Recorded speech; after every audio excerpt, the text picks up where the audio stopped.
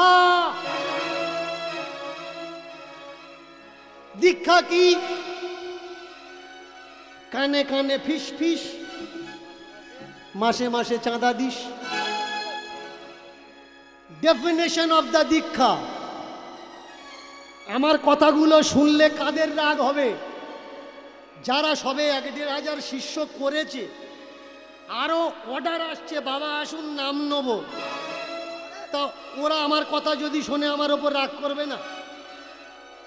ও দেখবে ধান্না বন্ধ করে দিচ্ছে, শিষ্য বাড়ানো কমে গেল।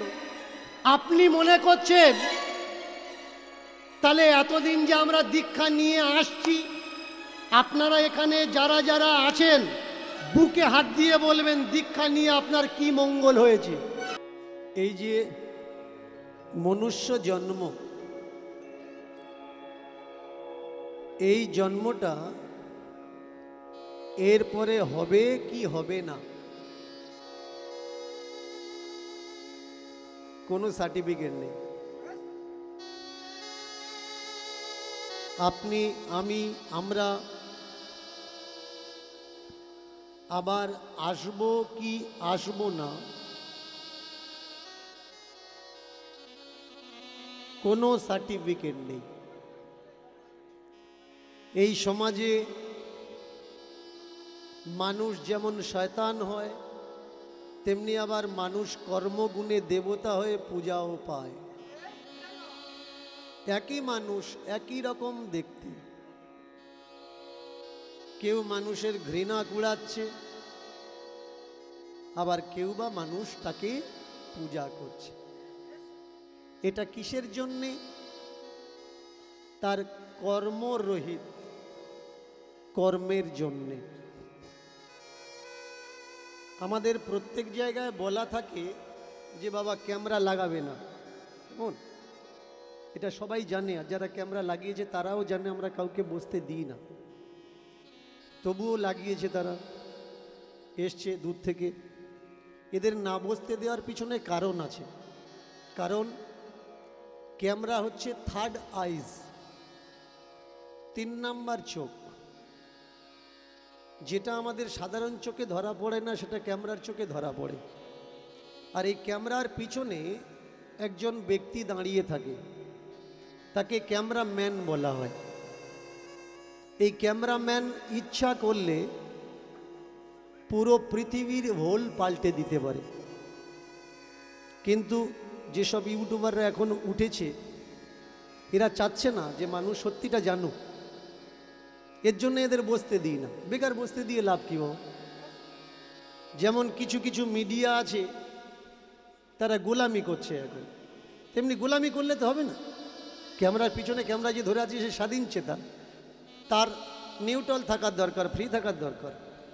আমি তোমাদেরকে বলবো, যে মেসেজটা দিলে মানুষ সৎপথে চলবে, তার জীবন সহজ হবে, সেইটুকু দাও। খালি খালি দীনকৃষ্ণ ঠাকুরকে দোষ দিয়ে ভিউজ ইনকাম কামানোর জন্যে কেটে একটা খারাপ পয়েন্ট ছাড়লাম, এটা উচিত না। আজকের কিছু মানুষ দীনকৃষ্ণ ঠাকুরকে গালাগালি করে, শুধু তাকে নয় তার বাম্মা তুলেও গালাগালি করে। কিন্তু এরকম কোনো মর্দানগি হিম্মতওয়ালা মানুষ আমি এখনো পাইনি যে আমার সঙ্গে বসে শাস্ত্র নিয়ে আলোচনা করবে। এটাই বড় নরমের জায়গা, বড় ভাবার জায়গা। বড় বড় কীর্তনিয়া আছে যারা আমার নামে পিছনে নিন্দা করে, কিন্তু আমার নাম শুনলে প্যান্টে পেশাব করে ফেলে। ও আছে, যাব না কেন ভাই? আসবে না। আমি যদি খারাপ বলে থাকি তো সেখানে তো তোমাদের থাকার দরকার, তোমাদের সেখানে থেকে মানুষকে বুঝিয়ে দেওয়ার দরকার যে দীনকৃষ্ণ ঠাকুর তুমি এইটা ভুল কথা বলেছ, এটা ঠিক না। কিছুদিন আগে আপনাদের এই এরিয়ার একটা ইউটিউবার একটা ভিডিও কাট করে ছেড়েছিল, কৃষ্ণ ভগবান না কৃষ্ণ অসুর। ভালো করে মন দিয়ে শুনবেন। এর জন্য আমি বলি যে সমস্যা থাকলে আসরে এসো। 5 মিনিট কোনো ভিডিও দেখে কখনো বিচার করা যায় না। যেমন এক কড়া খিচুড়ি রাঁধতে গেলে 75 থেকে 80 গ্রাম ঝালের গুঁড়ো আমরা দিই এক কড়া খিচুড়ির উপরে, তাহলে ওই ঝালটা কিন্তু কারোর মুখে লাগে না। আর যদি এক কড়া খিচুড়ির পুরো 75 থেকে 80 গ্রামের ঝালের গুঁড়োটা একজনকে খাওয়ানো হয়, তার তো ঝাল লাগবেই লাগবে। এর জন্য সমস্যা এই জায়গায়, পুরো কীর্তন শুনে আপনাকে বিচার করতে হবে যে দীনকৃষ্ণ ঠাকুর যে কথা বলল ওটা মিথ্যে কথা না ওটা ভুল কথা, ওটা শোনার দরকার আছে নাকি শোনার দরকার নেই, এটাকে জানা লাগবে। তাহলে আমরা আজকের প্রথম থেকে আরম্ভ করব মহাপ্রভু এবং ভগবান শ্রীকৃষ্ণের প্রেক্ষাপট। যিনি কৃষ্ণকে,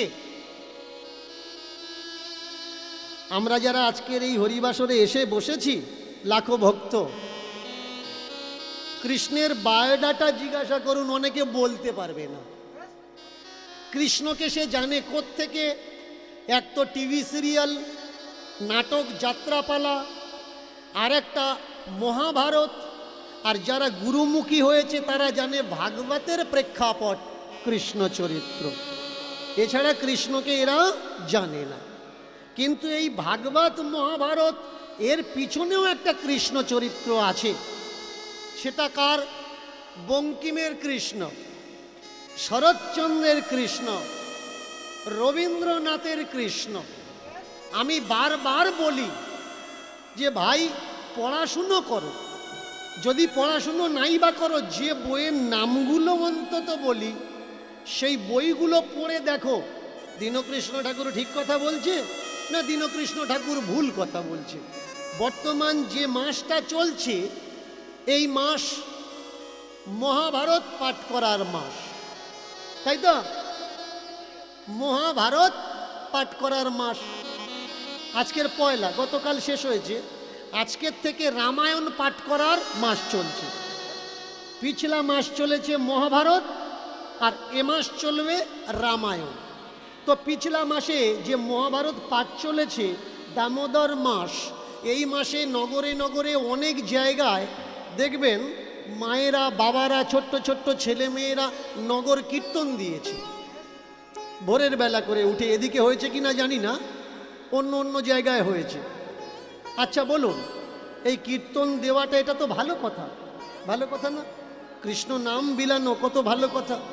কিন্তু একটা জিনিস লক্ষ্য করে আমার কষ্ট লাগে, এই নাম দেওয়াতেও পাটাপাটি।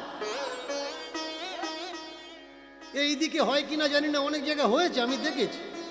आंखों देखी हाल मैं बता रहा हूं, किसी से सुनकर मैं नहीं बता रहा हूं। কীর্তন দিতে যাচ্ছে, আজকে যে টিমটা ছিল সামনের বছর ওই টিমটা আর নেই। কই রে, তোদের সঙ্গে ওই দিদিমাটা ছিল বলে এবছর নেই, পার্টি চেঞ্জ হয়ে গেছে। ঠাকুরের নামের ভিতরে পার্টি হবে কেন? এইটা তো আমি বুঝতে পারলাম। পার্টি হওয়ার পিছনে কারণ কি? দৃষ্টান্ত মহাভারত। মহাভারতে কটা পার্টি? 3টা পার্টি। একটা পাল্লা, ডান দিক, বাঁ দিক আর মাঝখানের দিক। কম হয়েছে না বেশি হয়েছে আমরা বুঝবো কি করে? মাঝখানের যে কাঁটাটা আছে সেটা যেদিকে হিলবে ওদিকে বেশি, বাঁদিকে হিললে বাঁদিকে বেশি, ডান দিকে হিললে ডান দিকে। একটা পাল্লায় 3টে পার্টি, আর একটা মহাভারতে কটা পার্টি? 3টে পার্টি। একটা কুরুক্ষেত্র, আর সেই কুরুক্ষেত্রে একটা কুরু বংশ আর একটা যদু বংশ। তাহলে পাণ্ডু আর কুরু, আর একটাকে যদু। এই যদু বংশের যিনি নেতৃত্ব দিয়েছিলেন তিনি কে? ভগবান শ্রীকৃষ্ণ। ইনি হচ্ছেন পাল্লার কাঁটা, যেদিকে হিলে আছে সেই দিকটা বেশি। এবারে বলুন, ভগবান শ্রীকৃষ্ণ যুদ্ধের আগে কথা দিয়েছিলেন যে আমি যুদ্ধ করব না, যুদ্ধে ইনভলভ থাকবো না, অস্ত্র ধরবো না। কথা রাখতে পেরেছে কি? কথা রাখতে পারে? শুধু তাই নয়, আমরা রামায়ণ, আমরা মহাভারত পড়ি, কিন্তু গল্পের সারমর্মটা আমরা কেউ নেওয়ার চেষ্টা করি না। এই দেখুন রামায়ণের প্রেক্ষাপট, রামকে, রাম ব্রহ্মা সনাতন, ব্রহ্মের স্বরূপ রামচন্দ্র। তাহলে রাম যদি ব্রহ্ম হলো, বলুন তো রামের নিজের ভাই, ছোট ভাই বুকে যখন শক্তিশাল লাগলো, রাম সর্বাগ্রে কি করেছে? রাম তো হাত দিলে ঠিক হয়ে যেতে হতো না? যার ছোঁয়াতে শিলা ভাসে তার স্পর্শে কখনো লক্ষণ মরবে এ কথা মানা যায়, কিন্তু তিনি কি করেছেন? সর্বপ্রথম তিনি বললেন ডাক্তার ডাকো। যে ব্রহ্ম সনাতন তিনি বলছেন অসুবিধা হয়েছে, রোগ এসেছে, ব্যাধি এসেছে, ডাক্তার ডাকো। কোন ডাক্তার ডাকা হলো? রাবণের প্রাইভেট ডাক্তার, যে শুধুমাত্র রাবণের ফ্যামিলিকে ট্রিটমেন্ট করত। নাম কি? সুসেন বৈদ্য। তাহলে দেখুন ধর্মগ্রন্থ থেকে আমরা কি শিখব?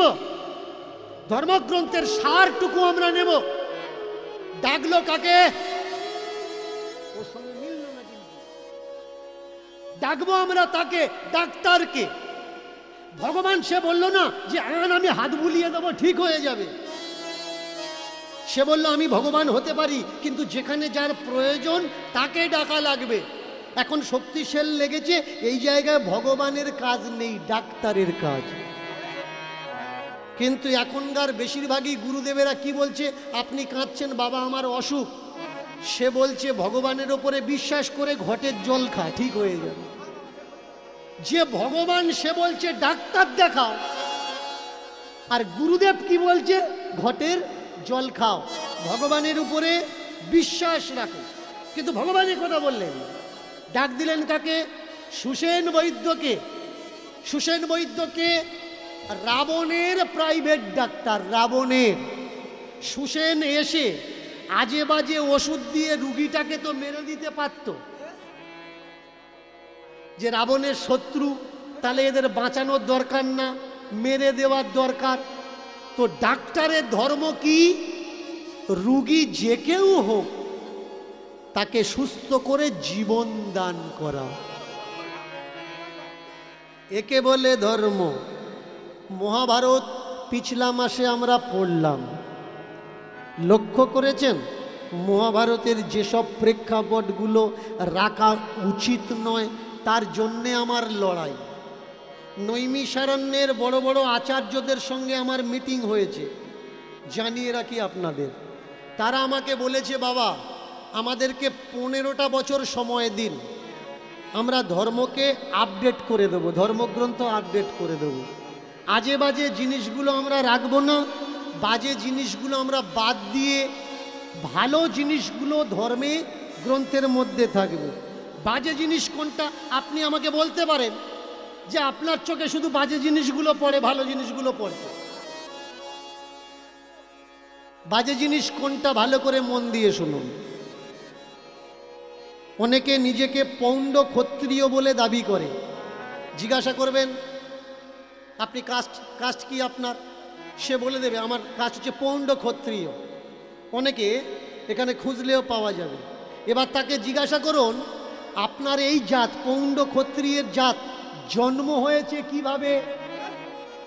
অনেকে হয়তো বলতে পারবে না, আমি বলে দিচ্ছি পৌণ্ড ক্ষত্রিয় জন্ম কিভাবে হয়েছে। পৌণ্ড ক্ষত্রিয় যিনি বিশ্বামিত্র, তপস্বী বিশ্বামিত্র, আর একাধারে তপস্বী পরশুরাম, এই দুই চরিত্র আমরা বড় ভয়ঙ্কর পাই। পরশুরামের মা জল আনতে গিয়ে হাজার বাহুকে দেখে বিলম্ব হয়েছে, এই অপরাধে পরশুরামের বাবা আদেশ করেছে, যমদগ্নি আদেশ করেছে ওর মাথাটা কেটে ফেলো, ও দুশ্চরিত্র। কেন না যতক্ষণে আসার দরকার ছিল অতক্ষণে আসেনি। 3 ছেলে পারল না, ছোট্ট ছেলে মাথাটা কেটে ধর থেকে আলাদা করে দিল কুঠার দ্বারা। কেটে দেওয়ার পরে তিনি জানতে চাইলেন মায়ের অপরাধ কি। সার্ভে করে খোঁজ নিয়ে দেখলেন ক্ষত্রিয়ের জন্যে আমার মায়ের এই দশা, আমার হাতে মায়ের প্রাণ গেছে। তাহলে পৃথিবীতে যদি ক্ষত্রিয় না থাকতো আমার মা মরতো না। এর জন্য পৃথিবীতে ক্ষত্রিয় আমি রাখবো না। করলেন কি, একবিংশতি বার মানে 21 বার পৃথিবীকে নিষ্ক্ষত্রিয় করলেন। বড় চমৎকার কথা।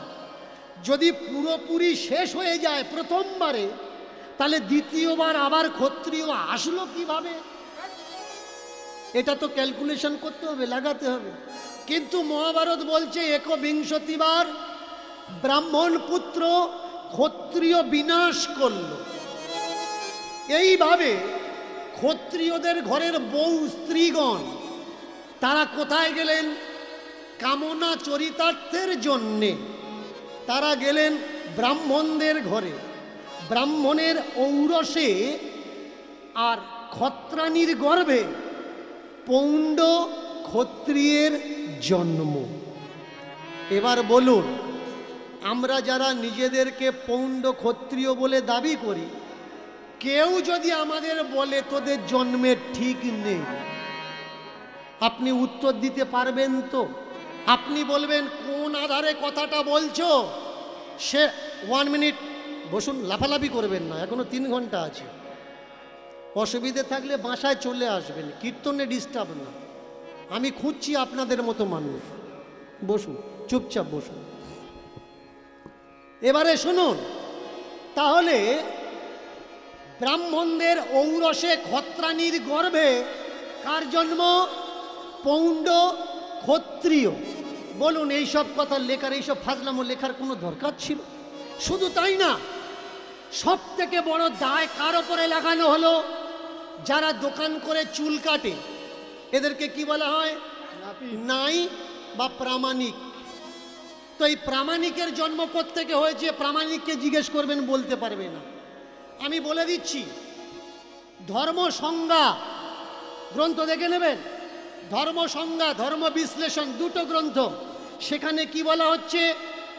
বৈশ্যের স্ত্রীর গর্ভে ব্রাহ্মণের ঔরসে প্রামাণিকের জন্ম। যত জন্ম কারা দিচ্ছে? ব্রাহ্মণে জন্ম দিচ্ছে। আর এরা ইনকাম করছে না, তোমার হাঁড়ির চাল দিয়ে এদের সংসার চলছে। দেখেছেন এই ধর্মগ্রন্থ কি ধর্মগ্রন্থ? কাদের ধর্মগ্রন্থ? ধর্মগ্রন্থ কি হওয়ার দরকার? ধর্মগ্রন্থ মানে কি? ধ র ম, ধ র ম, শটে শান্তির আর এক নামই হলো ধর্ম। আজকের আমার ভিডিওর নিচে কমেন্টগুলো পড়বেন। মুখার্জি, চ্যাটার্জি, চক্রবর্তী, ব্যানার্জি, বন্দ্যোপাধ্যায় আর দাস, এরা কারা? বৈষ্ণব সম্প্রদায় কিছু, আর কিছু ব্রাহ্মণ সম্প্রদায়। তারা নোংরা নোংরা ভাষায় গালাগালি করছে। আমি তো কাউকে গালাগালি করছি না। আমার বাম্মা তুলে গালাগালি, আমি কাউকে গালাগালি করছি না। আমি কি করছি? আমি একটা কাজ করেছি, আপনাদের ঘরের নিভে যাওয়া প্রদীপগুলো তেল দিয়ে জ্বালিয়ে দিয়েছি। আজকের এই ভিড় কিসের জন্য জানেন? চেতনা জেগে উঠেছে। আর এই অবদানটা কার? চৈতন্যের অবদান। এটা দীনকৃষ্ণ ঠাকুরের অবদান নয়। এই একই চেতনা দিতে চেয়েছিলেন কে? আমার মহাপ্রভু। কেন মহাপ্রভুর পিছনে ভিড় ছিল?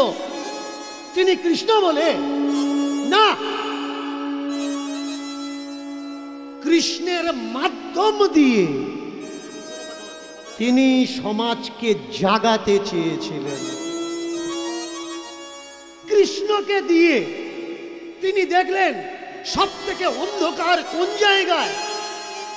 সব থেকে অন্ধকার সেই জায়গায় যে জায়গায় আলোটা জ্বলছে। মহাপ্রভু তো অন্য পথ বেছে নিতে পারতেন। অনেকে আমায় বলে, আপনি কীর্তনের আসরে এই কথাগুলো বলছেন কেন? আপনি স্টেজ করে বাজারে দাঁড়িয়ে রাজনীতির নেতাদের মতো দাঁড়িয়ে বলুন না, কীর্তনের আসরে বলছেন কেন? আমার ধর্ম অন্ধকারে কেন? এই ধর্মের জন্য।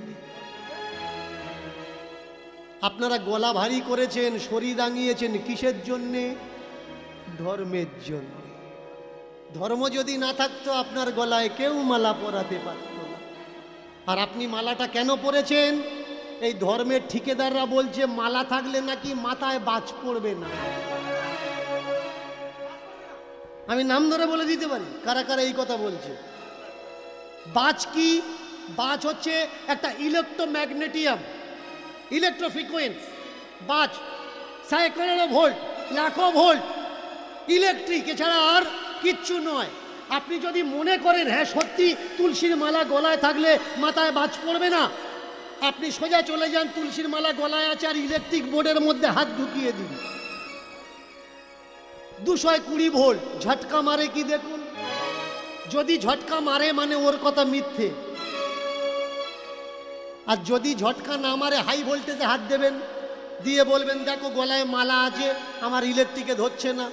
না ভাই, দ্রব্য বস্তু সে তার গুণ দেখাবে, তোমার গলায় মালা থাক বা না। তুমি মুসলিম দাড়ি টুপি নিয়ে ইলেকট্রিকে হাত দাও না, দেখো না ধরে কিনা। ও দিয়ে ইলেকট্রিক জানে না তুমি কোন ধর্মের মানুষ, কোন সম্প্রদায়ের মানুষ। ঝাল সে জানে না তুমি কোন সম্প্রদায়ের মানুষ। বস্তু দ্রব্য এ তার গুণ দেখাবেই দেখাবে। এ চেতনা কে এনে দিয়েছে? আমার মহাপ্রভু এনে দিয়েছে। ইতিহাস ঘেটে দেখবেন। আমাকে অনেকে বলে চৈতন্যকে জানতে গেলে কোন কোন বইগুলো পড়বো একটু বলে দিন। যারা সত্য চৈতন্যকে খোঁজ করছেন লিখে রাখুন, চৈতন্য অ্যান্ড হিজ এজ বইটা পড়বেন। মহাপ্রভু মৃত্যুর রহস্য সন্ধানে পড়ে দেখে নেবেন। পড়বেন শৈবাল মিত্রের লেখা গোরা গ্রন্থ, পড়বেন জয়দেবের লেখা, জয়দেব বন্দ্যোপাধ্যায়ের লেখা কাহা গেলে তোমা পাই, পড়ে নেবেন নিখোঁজ গোরা, পড়ে নেবেন উড়িষ্যার অন্ধকার, পড়ে নেবেন হিস্ট্রি অফ উড়িষ্যা। 5-7খানা বইয়ের নাম বললাম, তাহলে আপনার ভিতরে আর প্রশ্ন থাকবে না সত্য চৈতন্য কোনটা আর কাল্পনিক চৈতন্য কোনটা। মহাপ্রভুর পার্ষদ যারা, তারা বলছে মহাপ্রভু সন্ন্যাস নিতে চায়নি, মহাপ্রভুর মার বউ দুজনে মিলে মহাপ্রভুকে সন্ন্যাসী হতে বাধ্য করেছে। কেন? তা না হলে মহাপ্রভুর সম্প্রদায়ের মানুষ, তাদের ভিতরে একটা মতবাদ শুরু হয়েছে। মতবাদটা কি? মহাপ্রভু বলছে পূজা করা লাগবে না। ভালো করে শুনবেন মতবাদটা কোথায়। মহাপ্রভু বলছে পুজো করা লাগবে না, মহাপ্রভু বলছে যজ্ঞ করা লাগবে না। যারা মহাপ্রভুর মতপথ অনুগামী এরা কি করে? পূজা করে। কোনো দেবী দেবতার পূজা করে না। কেন? এ মহাপ্রভুর নির্দেশ, মহাপ্রভুর কারোর পূজা করা লাগবে না। কোনো হোম যজ্ঞ তপস্যা সাধনা কিচ্ছু করা লাগবে না। কি করবে? শুধু দুটো বাহু তুলে যেখানেই থাকো না কেন, যে অবস্থায় থাকো, যদি আনন্দে থাকো কৃষ্ণ বলবে আনন্দে, আর যদি দুঃখে থাকো কৃষ্ণ বলবে কেঁদে কেঁদে। প্রত্যেকটা চোখের জলের ফোঁটাতে কৃষ্ণ যেন ছুঁয়ে থাকে। কৃষ্ণকে বলো আমি তো ওদের মতো ডাকতে পারিনি ঠাকুর, হাজার হাজার বছর পরমায়ু ওদের ছিল, আমাদের অতটা পরমায়ু নেই, স্বল্প পরমায়ু আমাদের। অন্নগত প্রাণ, ভাত না খেলে আমরা বাঁচব না দুটো বেলা। পেটের জোগাড় করব, ভাতের চিন্তা করব, নাকি তোমার চিন্তা করব ঠাকুর? তাই জানি না প্রক্রিয়া কি, তোমাকে কিভাবে ডাকবো। আজকের কেঁদে কেঁদে চোখের জলে আমি তোমায় ডাকছি ঠাকুর। আমি সংসার ছাড়তে পারি না কর্তব্যের খাতিরে, বাবা মা ছাড়তে পারি না, ছেড়ে চলে গেলে তারা খাবে কি, মাখবে কি, পরবে কি, তাই তোমার দুঃখের দিনে ডাকছি ঠাকুর। এখন নাইবা আসলে তুমি শেষ দিনে একবার অন্তত এসো।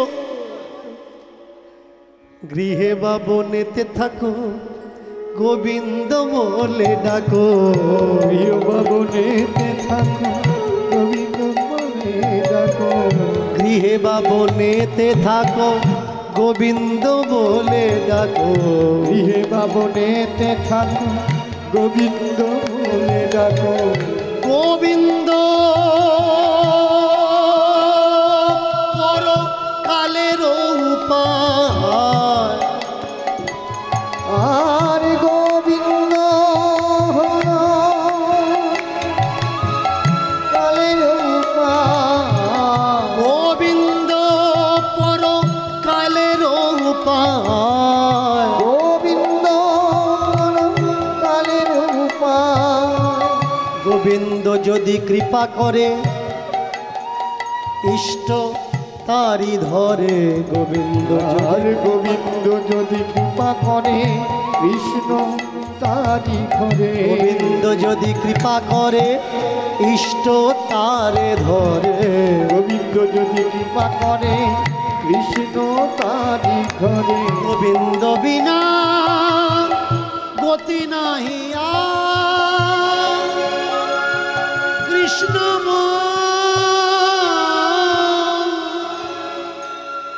কৃষ্ণ প্রাণ, কৃষ্ণ আমার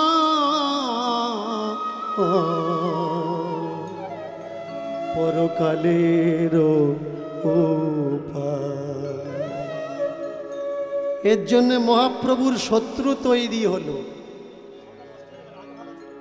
আমরা হাজার হাজার টাকা কামাচ্ছি যজ্ঞ করে,